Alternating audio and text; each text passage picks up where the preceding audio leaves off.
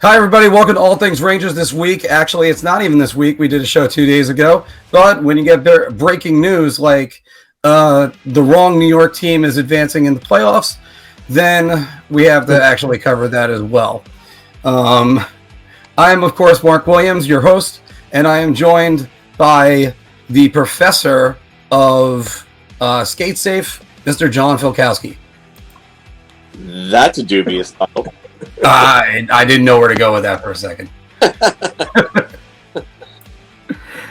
And also joining us is our Islanders contributor, Mr. Anthony LaRocco.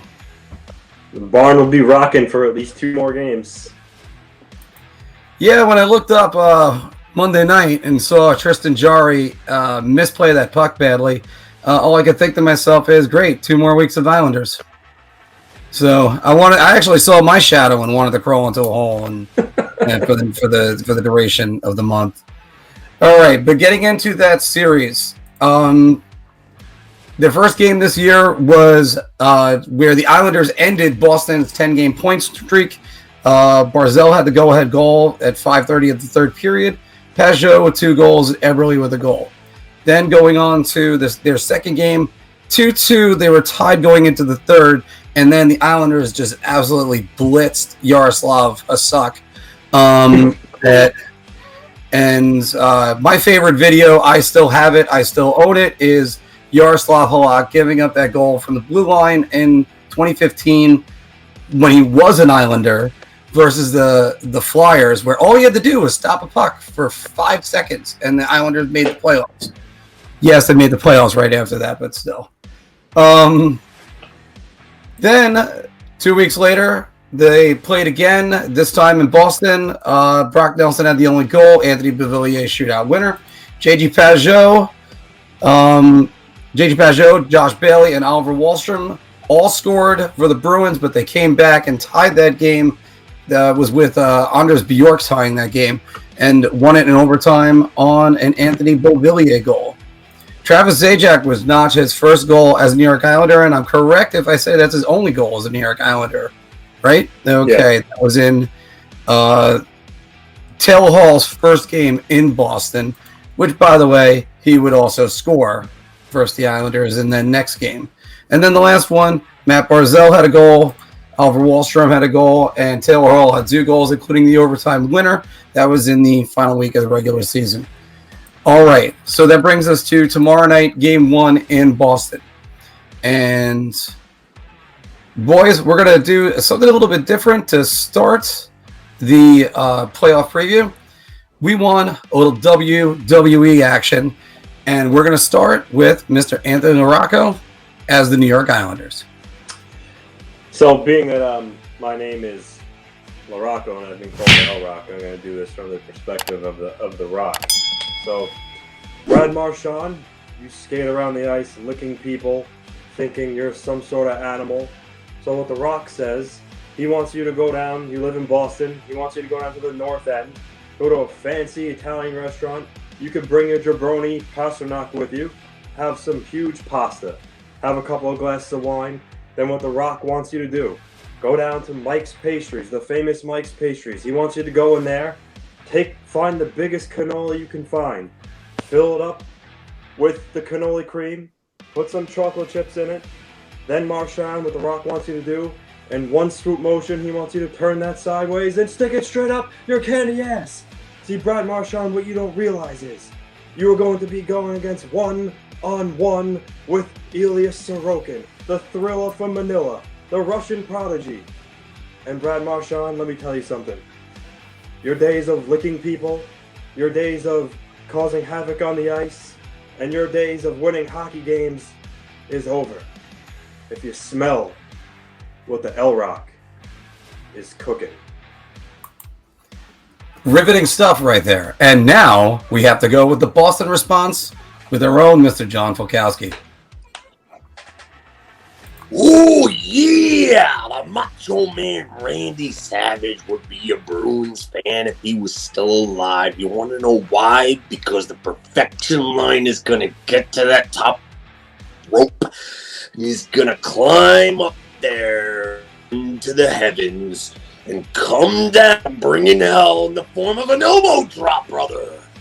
All over the New York Islanders. Matt Barzal, you are nothing but a little brat like Hulk Hogan. That's what you are. You're a two-face. You're a brat. You're a punk, brother. And I'll tell you right now, Ilya Sorokin, your little Cinderella story is about to come to an end. Because the cream always rises to the top. Yeah.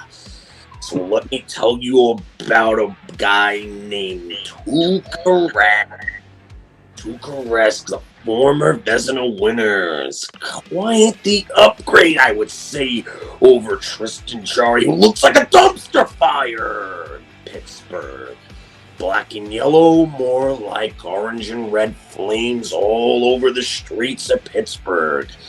Now you gotta face a real goaltender. Maybe not a brick wall, but a real goaltender. And then you gotta worry about Mr. Taylor Hall. And if I had to pick someone with a little machismo on the Bruins, somewhere close to the Macho Man, it would be Taylor Hall, because I think he's a lot of legends. So yeah, the Islanders are really in for it in this series, brother. I'm gonna tell you that right now. And when this is all over, I think the Boston Bruins are going to take it. It's going to go a long ways. It's going to be a slobber knocker, as Jim Ross would call it. But I think the Bruins get that 1-2-3 at the end of the day. They're the gospel according to the Macho Man, Randy Savage. Ooh, yeah! All right. Nice energy we got there, boys. So let's go right into the series. And of course, the first thing I always got to look at is the stars. The stars in this series kind of align a little bit differently from what you think, because I got to go with the guy that was third in scoring to mention for the Bruins and say this is the star to watch. Is Brad Marchand. Brad Marchand in the regular season, 29 goals, 40 assists, 69 points, 30 in the NHL, as I just said, a plus 26. He's got 3 goals in the playoffs. One of them, I believe, was the game winner in Game 2, if I recall correctly. Should have actually researched that once again. And it's been a long morning. And he's just performing off the charts. The opposite of that, but again, the star we got to watch, Matt Barzal. 45 points in the regular season. He's only got 3 assists so far. But, like I said last week, all it takes is 1, and that could change everything. So, boys, what other big name players are you looking at in this series to step up for their teams? Well, the Beuvillier, Nelson, and Bailey line was dynamite for the Islanders. I mean, credit for Phil pointing out Nelson had to be important for the Islanders in round 1. And he was. He had 3 goals, 3 assists. He saw Crosby a lot, and he played a really great game. And that line, like I said, carried the Islanders. So, watch out for them again, but I think for the Islanders, it's going to be interesting to see Pelech and Pullock. They continued their mastery of Crosby from 18-19. Instead of allowing him 1 point this time around, they held him to 2 points in 6 games, which is, to me, is equally as impressive. He got Crosby was a little more, I don't want to say effective, but he had a little more chances this series than the other series. But the fact is that he didn't produce, and Pelech and Pullock still held him in check. So it's going to be interesting to see that pair play against the perfection line. They're going to see a lot of them, and they're going to have to play to the same level they did on Crosby, maybe even a little bit more so against that line. So for me, those 2 top pairing guys for the Islanders are the stars to watch, in my opinion. Phil? If I'm going to say anybody on Boston, it's got to be Taylor Hall. As Anthony said, that matchup against the Pelech and Pullock pairing against the perfection line is going to be like the big matchup. But in the playoffs, it comes down to depth scoring. Was the guy to watch for the Islanders in the last series. Taylor Hall is going to be the guy for the Bruins in this series. That, like Anthony said, that perfection line is going to draw that matchup. I think they're going to have to play even better than they played against Crosby, because I think this line is far better than Crosby's line. I think there's a lot more problems. I also think that Taylor Hall, he's probably going to, I would assume, draw Lenny and Mayfield. That'll probably be the line matchup or the pairing that he would draw. And I don't think he's going to either one of Boston's line, whatever it is.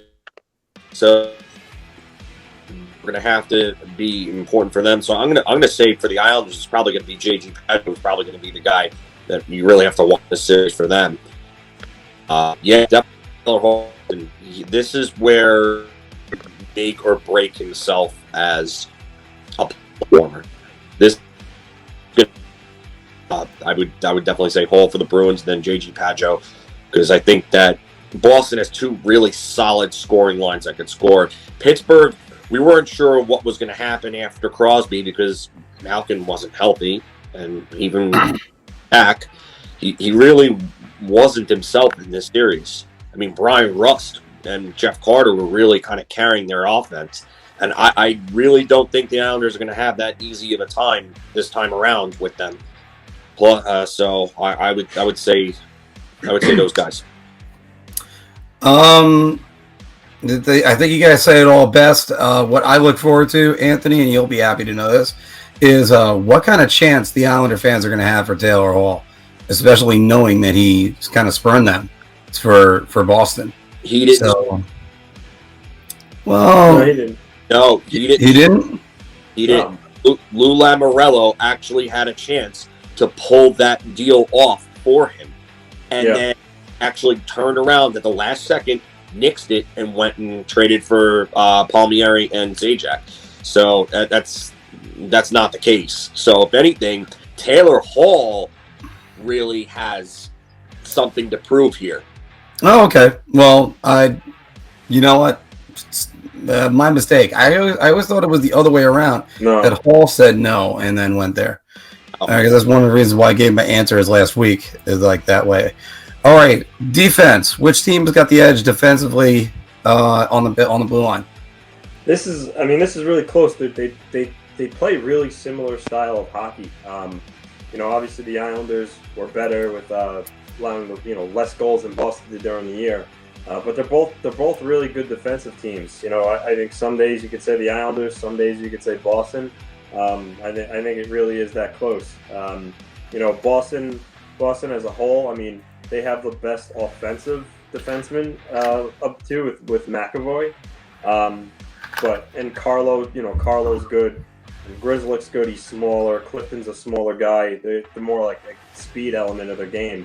But I would say true defensive wise, Pullock, Pelech, Mayfield, Dobson. The Islanders have a good group there. So I think they're built differently. They play different styles.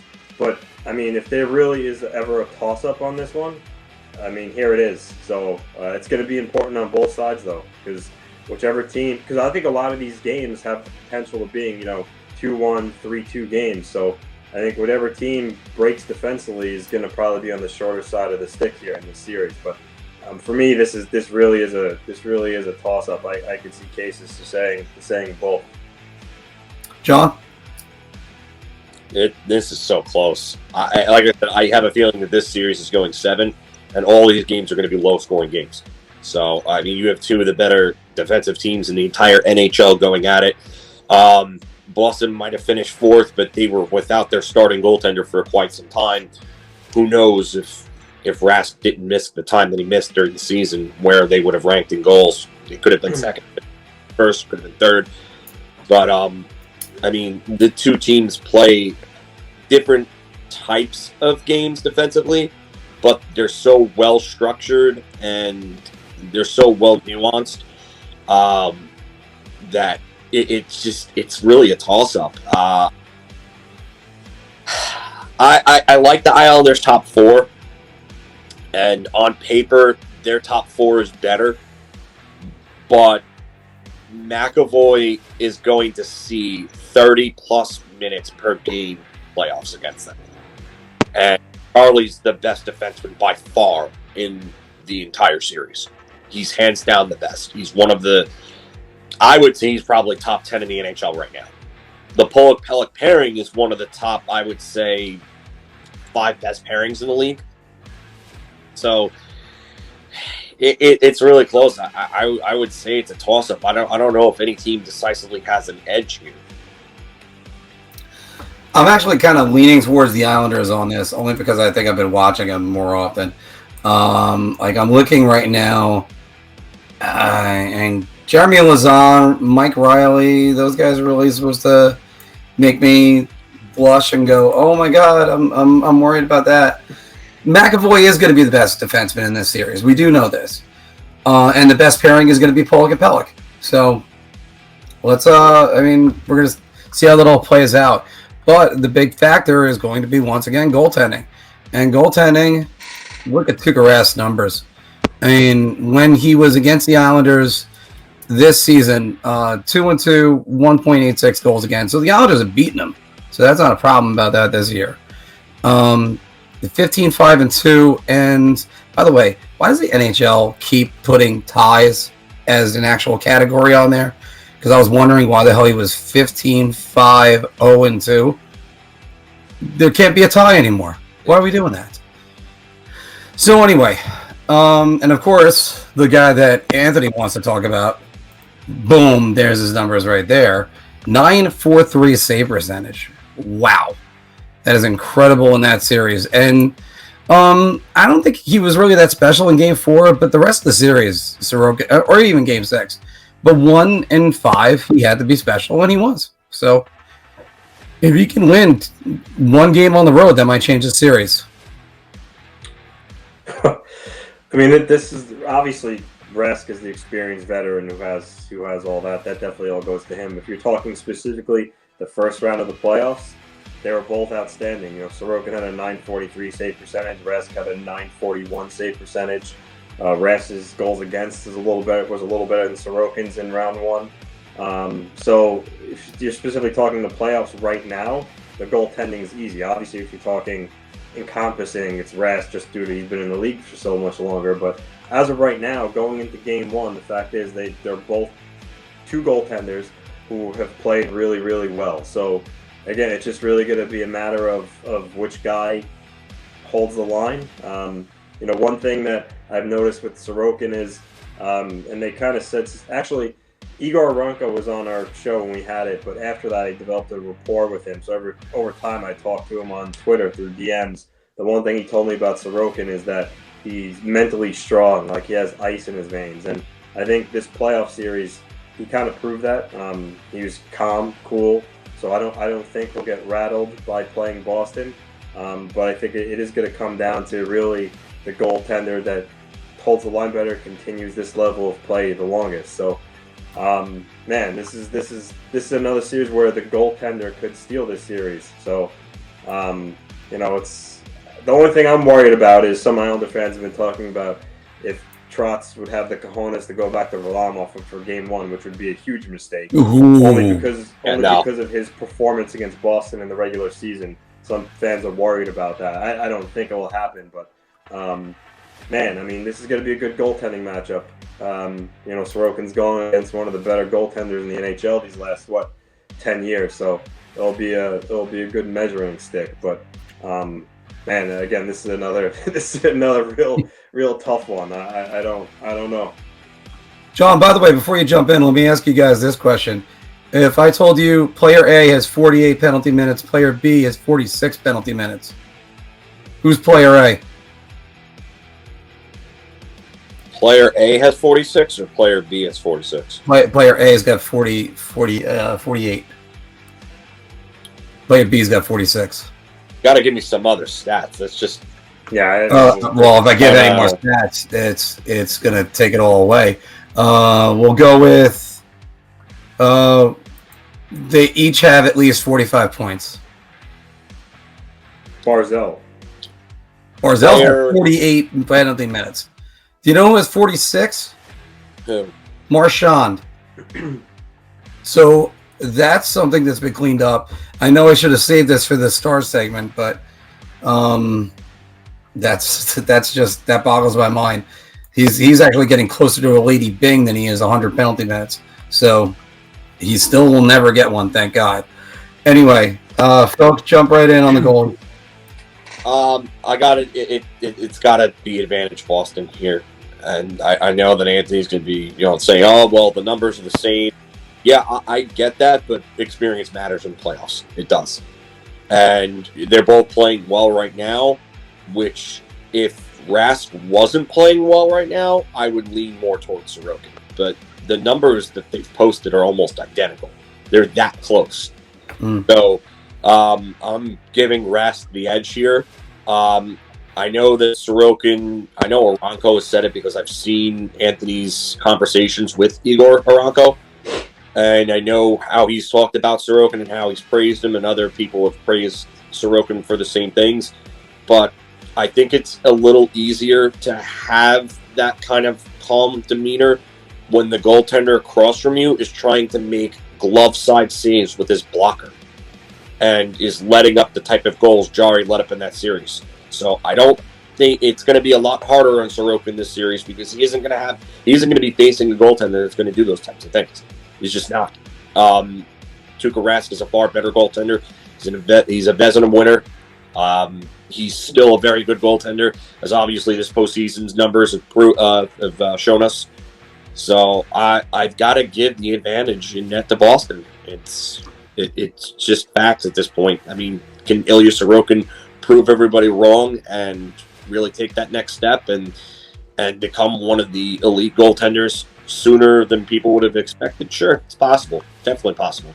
But as of right now, Tuukka Rask is the teacher as opposed to Ilya Sorokin being the student in this series. So, well, we're going to move on to, and as you said, the teacher versus the student. All I kept thinking about is that Eve 6 song from back in the day, Leech, which, by the way, is also a great name for a hockey player. Spelled differently. All right, going to your under-the-radar player. Anthony, we'll start with you for your Islander. Well, I can't.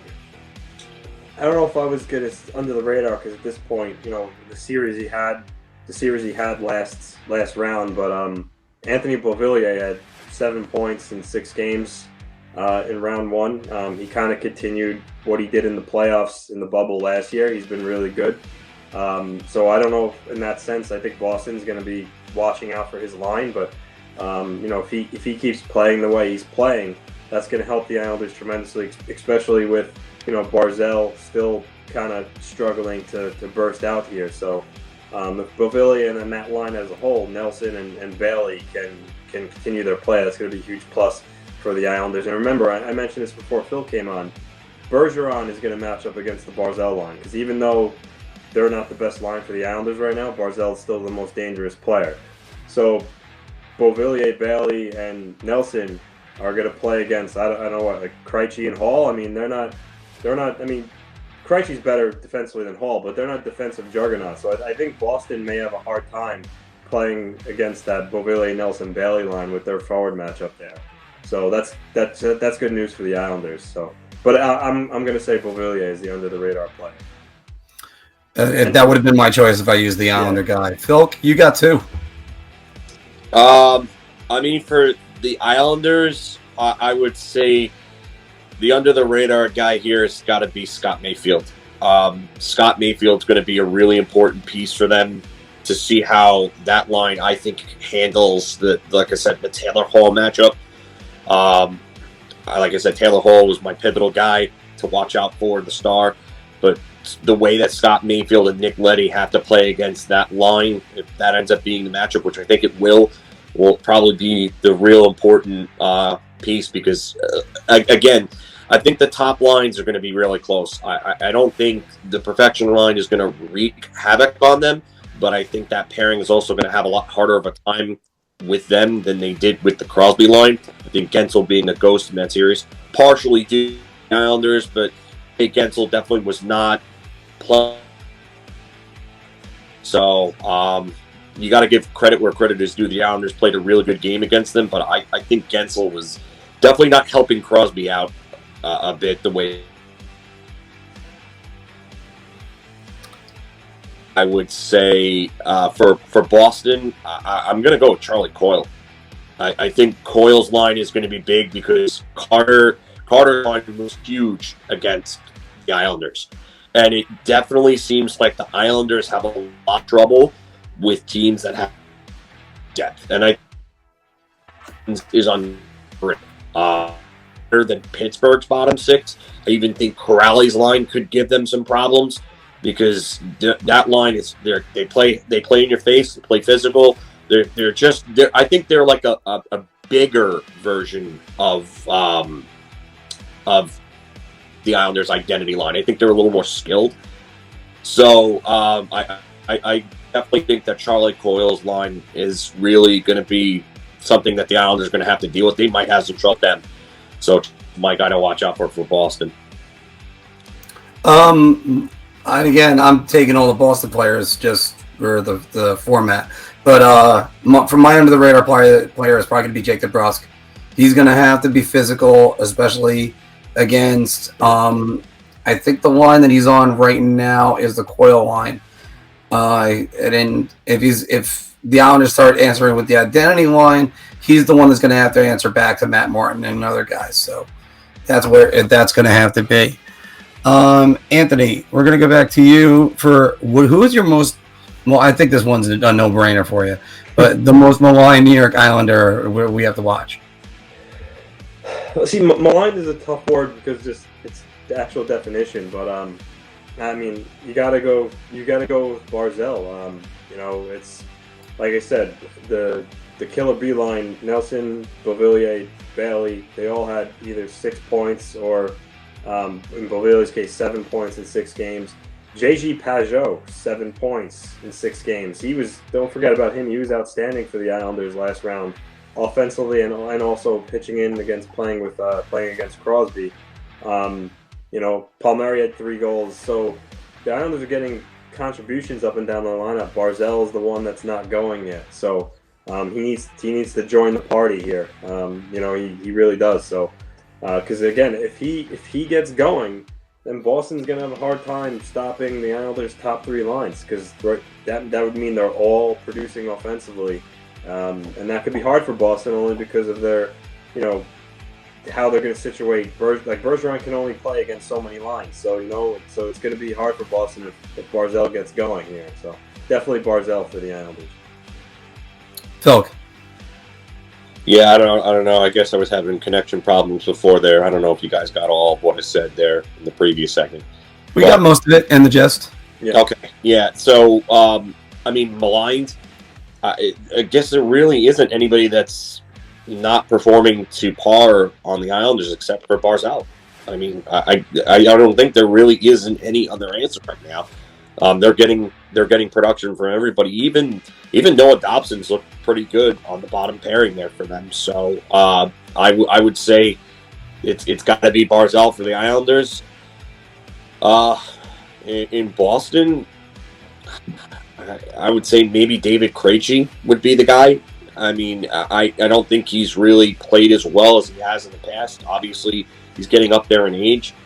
So I probably David Krejci is the guy that needs to step up a little bit in this series and assert himself, because if he does so and him and Paul start playing well together and then I think the Islanders are in for him. Yeah, Krejci was going to be my guy too. He's only got 2 assists, but then again, it was a short series and they got all that they needed to. I mean, it sounds weird to say like that because the first 3 games went to overtime. The 4th game didn't, and like they were all close games. And then just all you need is just one more goal. You don't need to win every game 5-0. Which brings us to where we've been talking about this, the key matchups in this series that we know the perfection line is going to go against the Barzal line.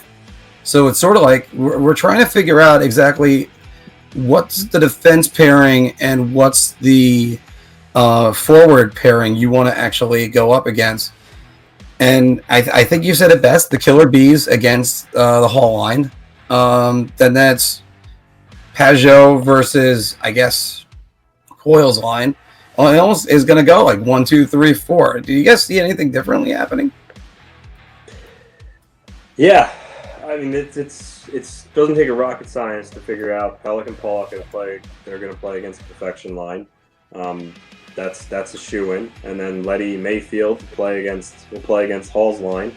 And that's good only because Letty's a really good skater, so his speed will help playing against Hall, another fast player. So that's the similar type of matchup that you want for the Islanders' point of view.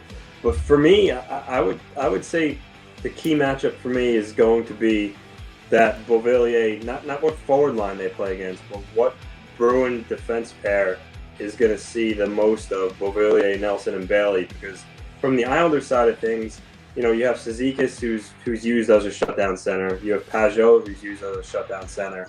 And, you know, over the last year, Brock Nelson has developed into a guy that could play against another team's top line. So the Islanders have 3 centers they could throw out against some of the Bruins' better players. I don't know if the Bruins... I mean, yeah, the Bruins have Corrali's good defensive responsible player. I don't know if Bruins could say the exact same thing where each of their centers is going to be like a big deterrent to the Islanders' scores. I think how that all shakes out is going to be an interesting dynamic. I think it's going to be coaching. You don't see which coach could get out-coached by who, by pressing the right buttons in terms of those similar matchups. So this one's actually really, really intriguing. I'm very curious to see how all this lines up. Phil? I got to disagree with that last part about the Bruins centers. They have 3 centers that could definitely do the job. Obviously, Bergeron is one of the most complete players in the game. Charlie Coyle is actually a very, very responsible center defensively. And then, obviously, Corrali is a decent defensive center himself. Nothing great, nowhere near Selke caliber, but still good enough at his own end. So, just like the Islanders, they have 3 centers that they can roll out. I would say, like I said, the matchup to look at is probably going to be Letty and Mayfield against the Krejci and Hall line. That's really what I think. I think the series can be made or broken on that matchup, because if that pairing can't stop Hall's line, then I think the floodgates are open. Because although I like how Green and Dobson have played together, they've been decent. I think Coyle's line is probably going to give them a little more problems than they faced in Pittsburgh. Maybe not offensively, but the Bruins play the same type of game that the Islanders do. They hit you hard. They're in your face. They're physical. They're going to be more physical than Pittsburgh was. So usually the Islanders in most series have the advantage physically because they just come at you and hit you and they smash you, and that's it. But Boston is going to give that right back to them in spades. Why? Yeah, that's going to be, and that's where the tough part is going to be, because the Boston's going to play that same style right back at them. Yeah, Pittsburgh. I don't think the Penguins led in hits in any of the games that they played in that series. I think the hit counts are going to be very, they're going to be very close in each game. So, not that I'm saying that that's like the most important factor in the series or anything, but when you have one team that's the aggressor and the other team kind of just wants to play run and gun up and down the ice type of hockey, that's usually advantage Islanders. I don't think the Islanders are going to be able to have that advantage because Boston's going to give that right back to them, and they're going to play that same type of wait and counterattack type game. So yeah, I would say Letty Mayfield is against the Hall line is the make or break matchup in the series. I honestly think, because if Hall and Krejci can score on that pairing, then that's a big problem for them. If Hall and Krejci can't score, then that puts more pressure on Boston's bottom 6 to produce, and I don't know if they can produce to a level to make up for the lack of a second scoring line.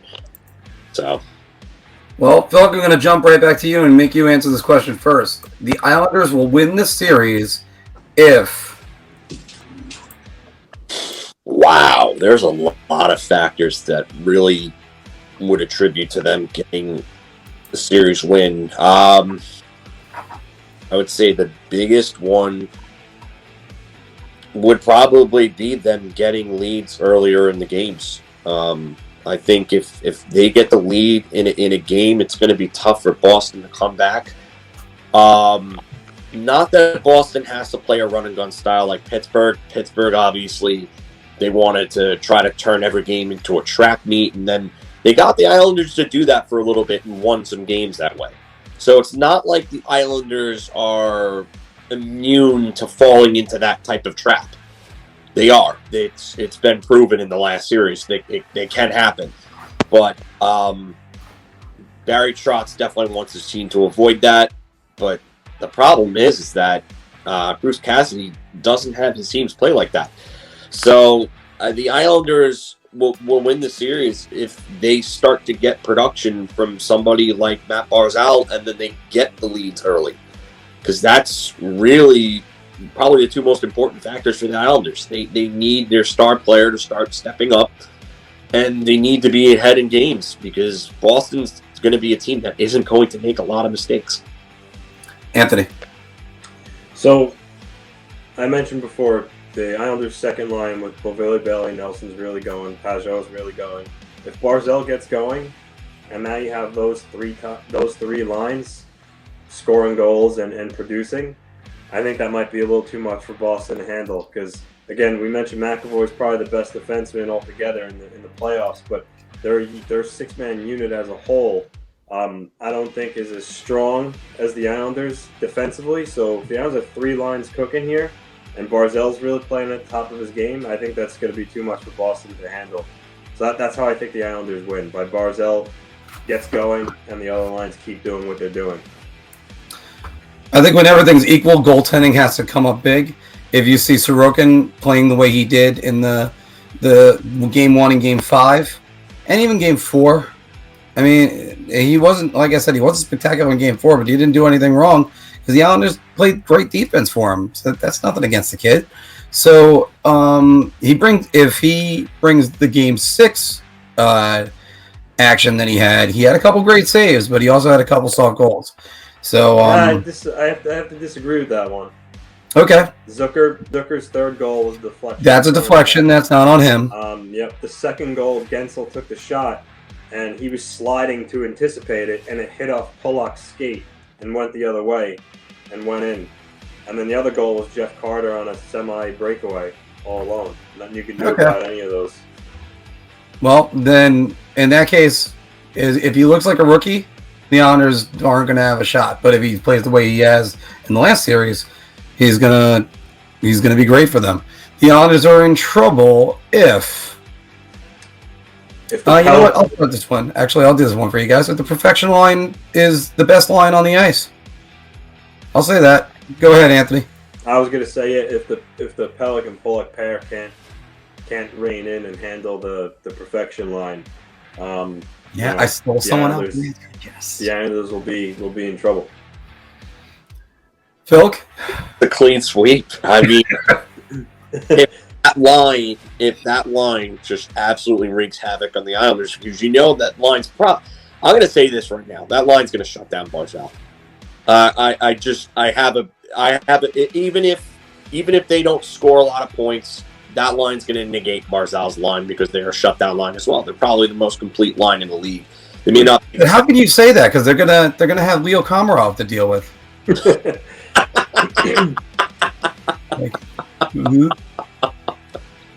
Yeah, that's where I would move Leo Komarov off that line because they're going to need. And that's another thing. Thank you for bringing that up, actually, because that's actually a great point. Because you're going to have 2.5 guys playing against 3 very talented star players. So with that in mind, that means there's probably a little more for Pullock and Pelech to handle. So they might have their backs against the wall in this situation. So yeah, but I mean, even if you take Komarov off that line and you replace them, let's just say with like Wahlstrom, someone who can actually move the puck and actually like facilitate some sort of offense, I still think that line can negate Barzal's line at the very least.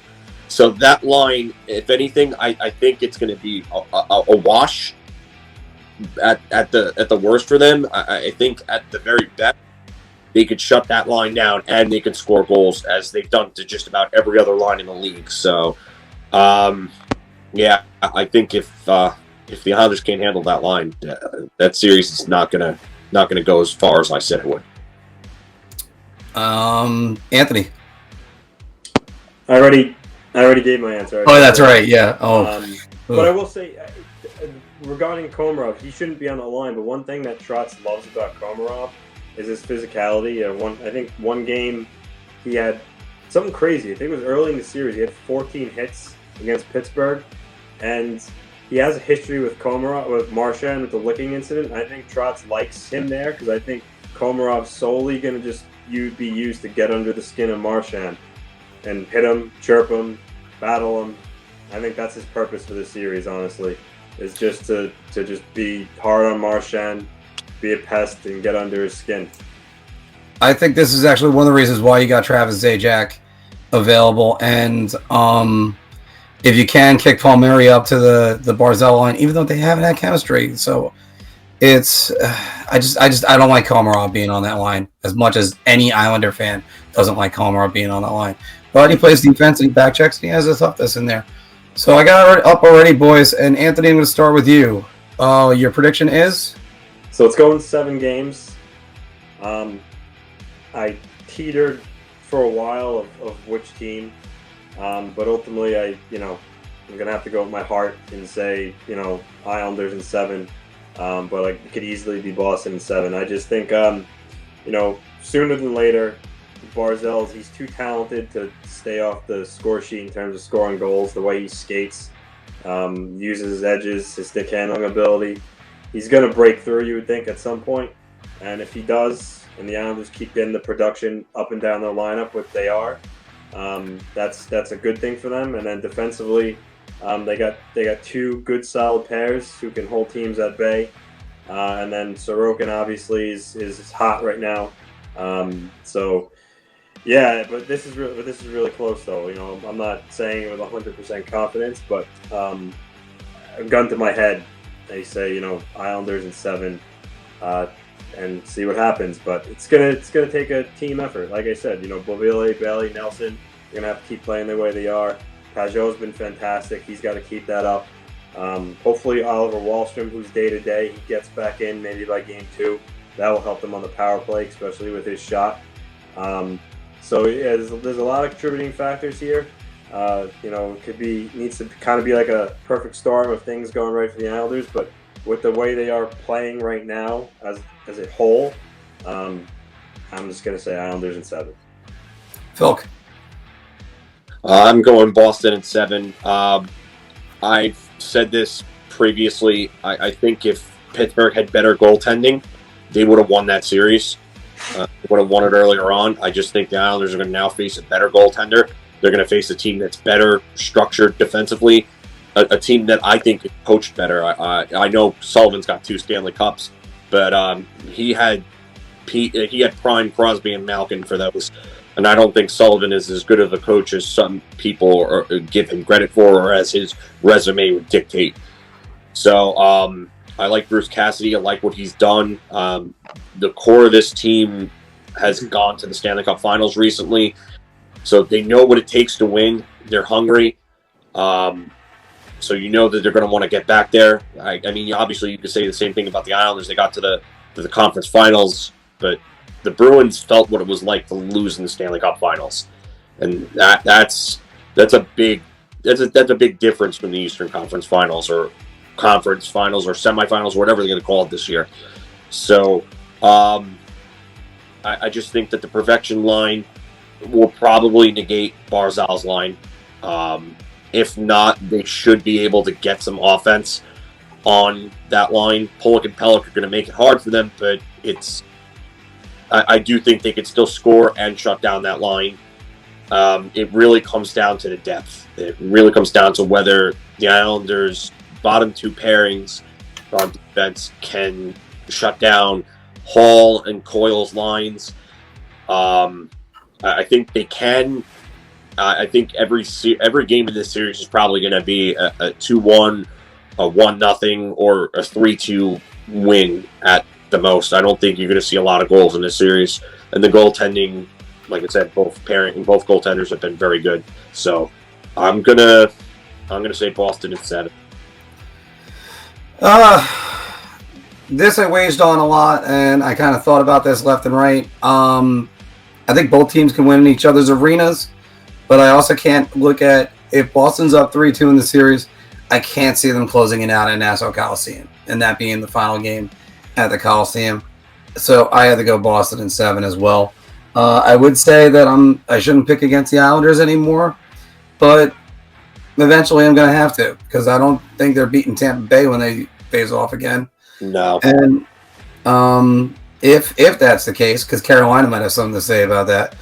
So it's I picked Boston to get out of this leg the entire time, and I just think that's what's going to happen. So, but the number one thing is we also want to know what you think. First, always give us a like and a share and a subscribe, and also, where do you think we're are we missing something? Because these teams are so evenly matched, and I really do believe that they're evenly matched, guys. Are we missing somebody? Do you think someone's going to break out? Who's the guy that hasn't been playing well that you're knowing, hey, this guy is going to do well this series? Put it all in the comments below. Which one's going to be the better goaltender? Is it going to be Sorokin stealing it, or are they going to stick it up Tuukka's Rask? See what I did there, boys? See what I did? Okay. Anyway, like I said, put it all in the comments below. All right. Did you like that video? Of course you did. So why not check out some more of our content? You can check the playlist right here or right here. Your ideas are intriguing to me, and I wish to subscribe to your newsletter.